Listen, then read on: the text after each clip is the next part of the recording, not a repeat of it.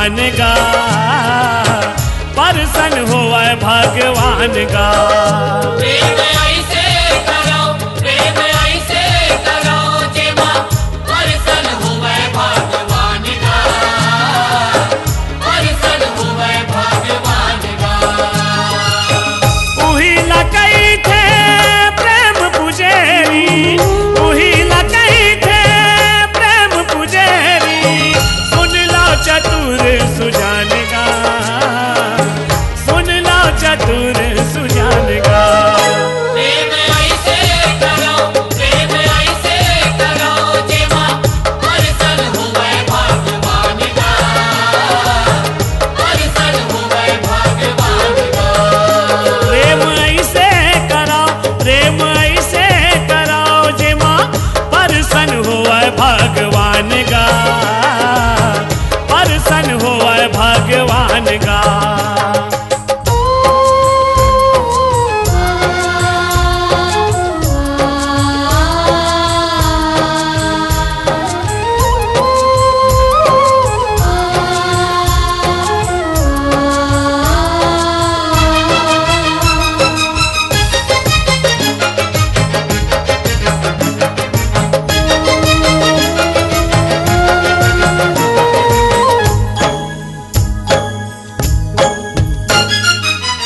प्रेम है पर्वत, प्रेम है नदिया, प्रेम है सागर सारे जग मां।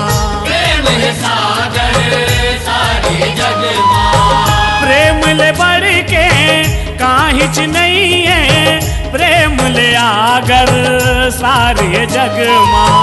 प्रेम ले आकर सारे जग मां। प्रेम में जीना, प्रेम में मरना, प्रेम में जीना, प्रेम में मरना। प्रेम में देहु ध्यान का, प्रेम में देहु ध्यान का। प्रेम ऐसे करो, प्रेम ऐसे करो जेमा परसन होवे भगवान का, परसन होवे भगवान का। प्रेम ऐसे करो, प्रेम ऐसे करो जेमा परसन होवे भगवान का, परसन होवे भगवान का।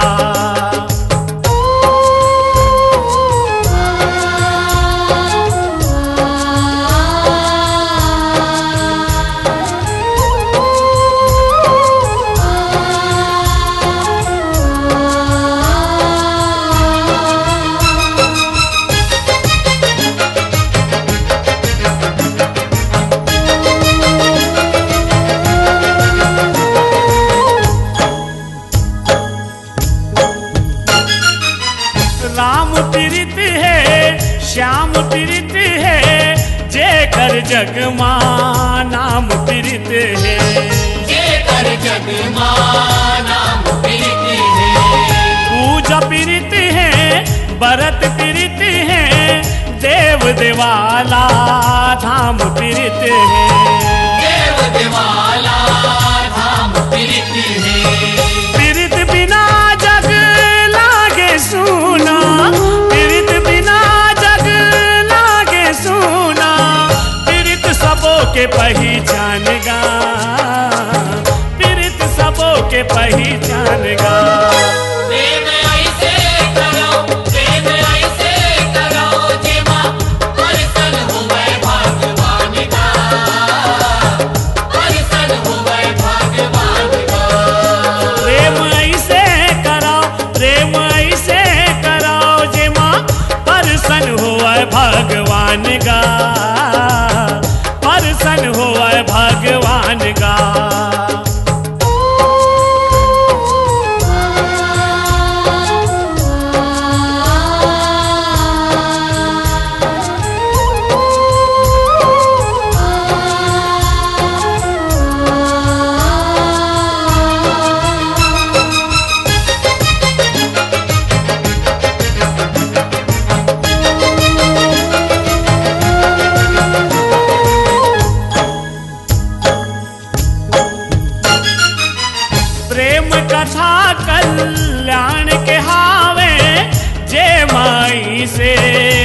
वर्णन हावै।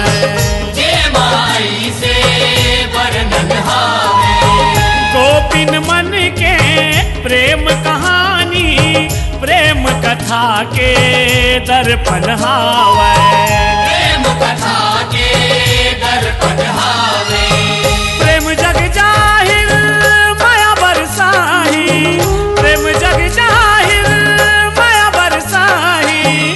प्रेम को सरिया के परान गा, प्रेम को सरिया के परान गा।